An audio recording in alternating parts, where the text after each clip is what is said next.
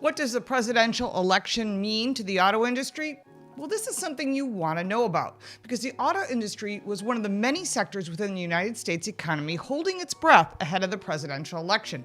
It means a lot to them, and under current government regulations, automakers will have to meet strict fuel economy standards and emission standards that require aggressive growth in electric vehicle sales moving toward 2030. This means some major changes for the auto industry, but also for you and what your choices will be.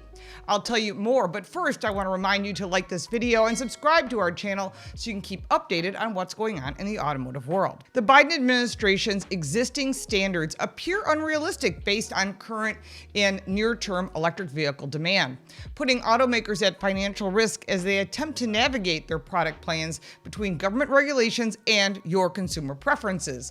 The cost of producing electric vehicles is substantially higher compared to traditional gasoline vehicles or hybrid models, which reduces or even eliminates their profit and further complicates the path forward.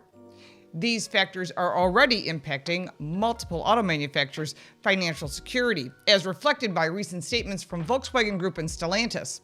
The Trump-Vance win will create a shift away from electric vehicle mandates, though the degree of that pullback is really unknown. And given the level of resources both domestic and foreign auto manufacturers have already invested in electric vehicle production and the multi-year timeline required to change product plans in a substantial way that could reduce electric vehicle incentives, and sales will still prove costly to the industry. And then we have the Elon Musk factor with Tesla, and that could change a lot of the situation.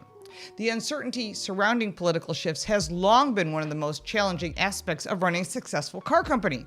This year's election and the upcoming shift to government regulations will be more consequential to the auto industry than any previous election. The disconnect between current electric vehicle regulations and real-world consumer demand has put traditional automakers on an impossible path. They've invested billions of dollars in rapid electric vehicle development, even as those sales are lagging and cars have been piling up on dealer lots. Just drive by one and you'll see that. So we expect that the Trump administration to carefully assess and ultimately replace existing MPG mandates. That's equating to electric vehicle mandates because those numbers don't make a lot of sense, and we've discussed that in the past, with a policy that better recognizes market reality. And this is a net positive for traditional automakers, but it could mean an even slower growth for electric vehicle sales and a tougher road ahead for electric vehicle brands like Lucid and Rivian and Tesla. Consumers have not jumped on the electric vehicle path and have chosen hybrids and plug-in hybrids as well as gasoline-powered cars as their preferred choice. And electric vehicles will always be in the mix, as long as consumers want them. We've seen the results of that on a global basis, where mandates have forced manufacturers to produce product that consumers don't want. As for Tesla, it is the leader in the electric vehicle segment. In addition, it is an American-made brand, meaning it will bypass many of the U.S. tariff-related issues that other OEMs can't currently avoid, allowing it to continue succeeding. With Trump's administration in charge, an executive order could quickly roll back these standards, easing pressure on automakers to meet current emission goals by transitioning away from electric vehicles. I wonder how quickly automakers' CEOs will make formal requests to the Trump administration to totally abolish the electric vehicle mandate because they take losses on every vehicle. Can we abolish the California Air Resources Board? That would be nice too.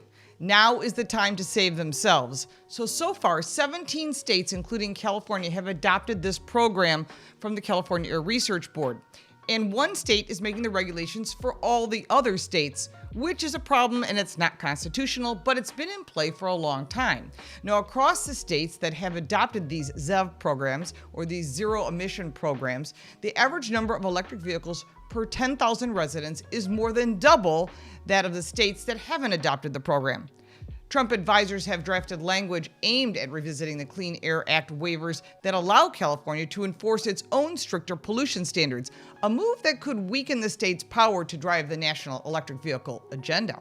California not only leads the country in EV adoption, it's also responsible for creating the programs, which requires new vehicles to reach 100% zero emission and clean plug-in hybrid electric status in California by 2035. We'll see if that happens because their grid certainly cannot support that. We'll be watching all of the new rules and regulations and we'll keep you posted. Make sure to subscribe so you don't miss anything. If you like this video, give it a like and subscribe for more videos like this one. If you have any questions or comments, I'll be more than happy to answer. You can support me by buying me a cup of coffee. The link is in the description, plus all the links for our website, social media, my book, and our podcast. I'm Lauren Fix. Thank you so much for watching.